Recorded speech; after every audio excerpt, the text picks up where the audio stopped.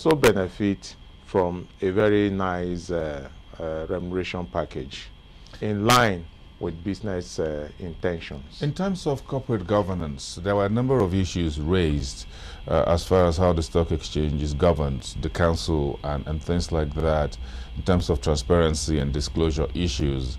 Do you think a demutualized NSE will do better? Yeah, it will do better because as at that point, that means that the account will be subjected to scrutiny by more than the people who are doing it now, because it's a private institution. And take it from the angle where you have, let us assume that at the end of the day, probably we'll have 100,000 shareholders. An opinion will be formed in segmental form by this 100,000, while the directors, who are presently council members, will have to come in with what we call annual report for us to look at, and we look at an AGM. At an AGM. And you can fire a director general at an AGM. Yes, the director general, of course, it's part of the duties of the shareholders to look at that, because at that stage, it then means that the issue of confidence will come to play, whether such person is actually carrying the aspiration of the shareholders to give us a better return or not. Of course, the figures will show, because at that time, the figures that will be audited will be subjected to the approval of the shareholders of the institution. This will be NSE PLC, as it were, will be in your interest. It will be in my interest. Now, what is the discussions like amongst you investors over the years, especially in the last 1-2 years, when the issue of demutualized stock exchange becomes a little bit rankles? One step forward, 2 steps backward. The stock exchange says today we're going ahead with it. Tomorrow it says, look, we're not going to go ahead with it this way. Then later the SEC came in, I think sometime last year, and said, look, submit these demutualization plans to us. We want to supervise it. We want to be sure that it's free and fair, like the next general elections. I like that. It's an issue of human beings. Everything you talk about scrutiny, confidence, and all this and that has to do with the human beings. The fact remains that I have been very lucky to have attended a lot of seminars where they discuss about demutualization. Especially the last one was the one held in Nigeria here in Abuja, African Stock Exchanges and Securities Conference here, which I learned a lot about the demutualization itself. That was in December last year. Was it December or early this year? Well, however, something was held in Nigeria.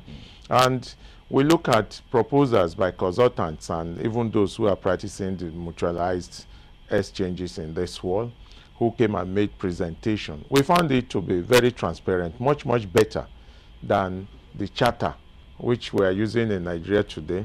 And I've gone to educate our members about this so that we will all be prepared and take whatever we can take from the offer.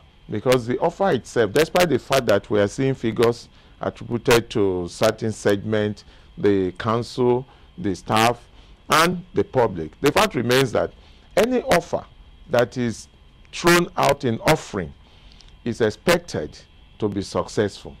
In that quest to be successful, you will see that advertisement, advertorial presentation, and all this and that to actually educate the people about it goes on. And that's why in some cases, the record oversubscription. But the fact remains that if a figure is attributed to segment, in this case, it is only when the record under subscription that they will now start looking around for people to pick up, because it is not very good for an offering to be undersubscribed. It's a boost to such institution to be oversubscribed. Is it likely that a stock exchange IPO will be undersubscribed? Yeah, for those that knows the inherent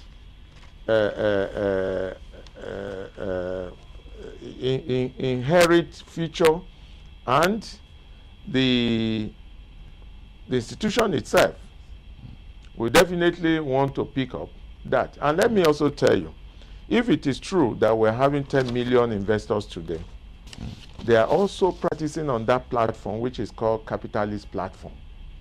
And we are paying charges to stock exchange. We also like to benefit, just like when CSCS came up, most of the banks that were appointed by CSCS, we all insisted, including myself, that they need to be quoted so that that benefit will not remain with few that may not even understand what is capital market.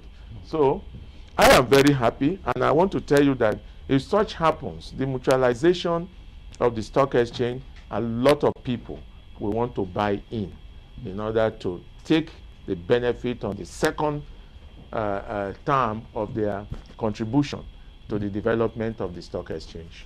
What role do you think the SEC should play? Well, the point remains that in this country today, most people want to put eyes and nose and legs into what does not really concern them. The role of Security and Exchange Commission is supervisory. Just these are the rules. You put the rules on the table, and all you need to do is to watch very carefully whether there is a contravention of that rule.